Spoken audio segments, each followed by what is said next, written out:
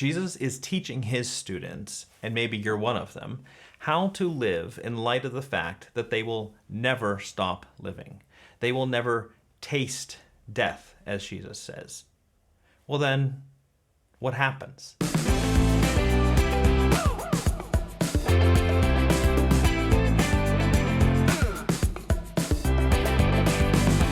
Hey everybody, welcome to the Sanctus Forum. I am Michael Stewart Robb, better known as Mike, and I try to do videos like this every week or so, or write a newsletter over at Sanctus Institute. You can sign up for a newsletter. They're more behind the scenes of the Sanctus Institute.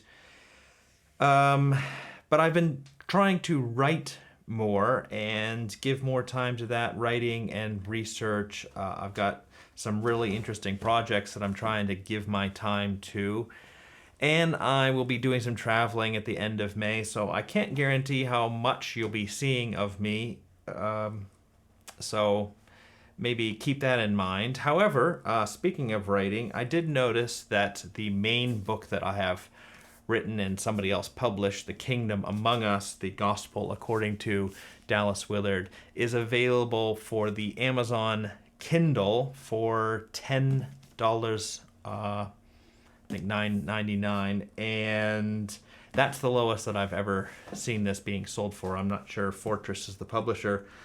Yeah, they wanted to get that out there in the ebook version, so if you've been looking to read it, that looks like a pretty good way to get your hands on it, or your eyes, or whatever you do with an ebook, and get into it. Let me know what you think of it. I don't make hardly any money on this book, so don't worry about making me rich by buying it. That's certainly not happening.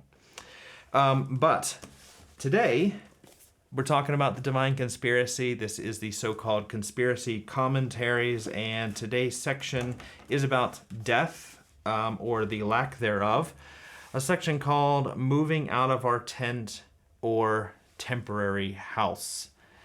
Once when somebody died, I sent them a card. Well, I didn't send them when they died. That doesn't make any sense. Before they died, I sent them a card that was a "in your new home" card. And I wasn't really trying to be funny, I was trying to be theological, and I had something like this in mind. Dallas is going to try to tell us what actually is going to happen. And I think his best philosophical contribution here is to talk about consciousness. And there's this idea that maybe when you do this death thing that you're going to become unconscious. But Dallas wants to say, no, you're going to become more conscious. You're going to have way more things to pay attention to, things that are a lot more interesting than what you currently see. You're going to be more conscious. It's worth noting that consciousness is one of the philosophical topics that Dallas Willard dealt with for his whole life as a philosopher.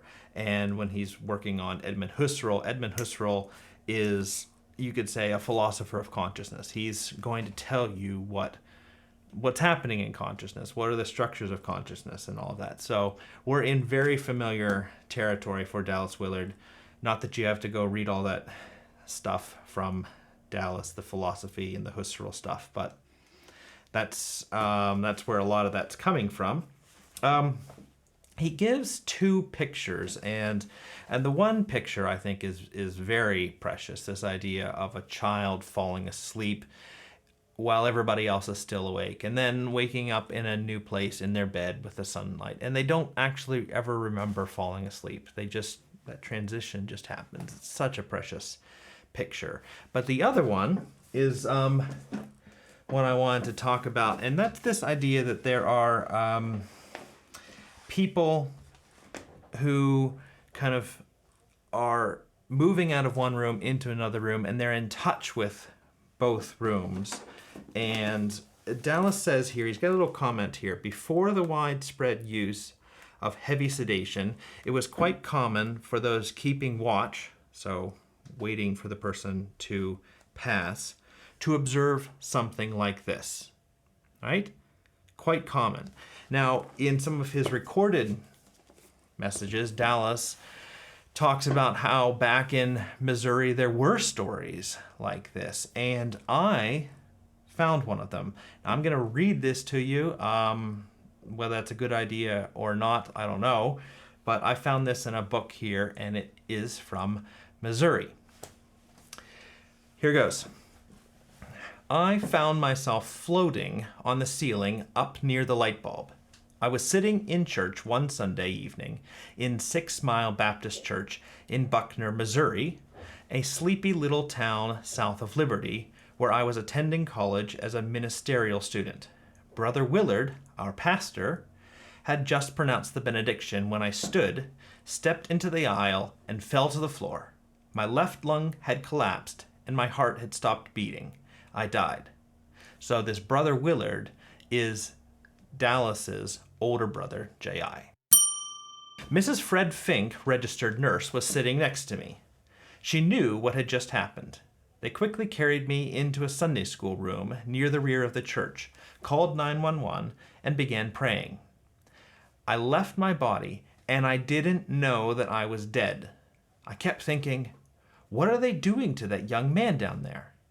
2 men, dressed in white, had arrived with a gurney and had placed the young man on it. One of them was pumping his chest with his hands. I watched the young man's left arm drop off the side of the gurney as the 2 men hurriedly wheeled him down the hallway and put him in an ambulance. I had no idea that was me. It was like I had been let out of prison. My senses were so much sharper. I could hear so much plainer and see clearly. All earthly burdens had left me. I was floating in the air, hovering up around a light fixture in the hallway, watching the scene unfold below. Everyone had concerned, frightened looks on their faces. Then the scene changed. For some reason, I started following the ambulance down the country road as it sped away. I was traveling through the air, no more than 10 feet behind the rear door of the ambulance, and could hear the siren and see the red lights flashing in front of me. All of a sudden, I felt a snap, and for a split second lost consciousness. Then I awoke back in my body while lying in the ambulance as it sped down the country road. I felt severe pain in my chest. It was like someone had stretched and snapped a rubber band inside me. My spirit had just gone back into my body. I opened my eyes and came back to life. I had been dead for about 20 minutes. Later, I gave a detailed description of what the 2 men dressed in white looked like. Brother Willard told me the next day when he came to visit me in the hospital that I had died in the Sunday school room, and that he went out into the sanctuary and announced to the congregation that I had passed away. Lynn, you should have heard the wailing and weeping. The whole church fell to their knees, and I never heard such praying in all my living days. The saints prayed me back. That's when I felt my spirit re-enter my body. Brothers and sisters, when you're dead, you're not dead. And you don't have a care in this world. I didn't want to come back. I was having too much fun. Well, I don't know the man who wrote this. I can't verify that story, but that is the kind of thing that Dallas Willard is talking about, those kinds of stories. Obviously, that's pretty close to home there. I don't think he was present. That wasn't a church that he was working close to, but maybe he was. We don't really know. But that's the kind of stories he's talking about. One last thing I want to point out here before we go. He quotes John Henry Newman, and then he talks about what our death day, our transition day, will look like from the perspective of, well, a long time past it, sort of from the perspective of eternity. And he calls it our birthday into God's full world. It will be a very special day for us looking back, he anticipates.